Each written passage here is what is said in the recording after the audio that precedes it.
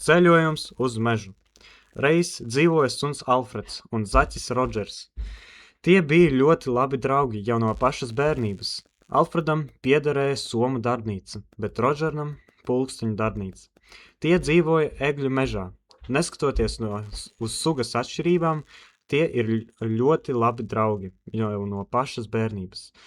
Un tiem bija sapnis aizlidot uz Āfriku un ievest tur egles. Problēma bija tāda, ka tiem nebija naudas, lai nopirktu egles un aizlidotu uz Āfriku. Tieši tādēļ viņi iesāka savus biznesus. Vienā ļoti sliktā dienā priekš Alfreda viņš bankrotējās un aizgāja pie Rodžerta. Alfreds prasīja Rodžerdam, lai viņš atdotu viņam pusi no savas biznesa, lai atvertu vēl vienu biznesu. Rodžers attiecās, un Alfreds ļoti sadusmojās.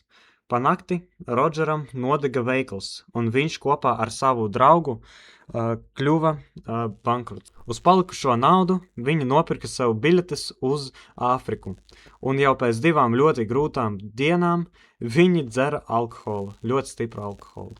Bet pēc vēl vienas dienas tie jau lidoja uz Āfriku uz maģiska paklāja.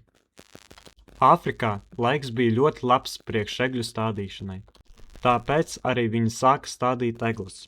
Kad tie 2 draugi sāka stādīt egles, viņi saprata, ka Āfrikā nemaz nav ūdens, lai egles augtu. Pēc tās 3 dienām Āfrikā Alfreds pamodās savā mājā, bet Rodžers vairs nepamodās. Morale ir tāda: nevajag dzert.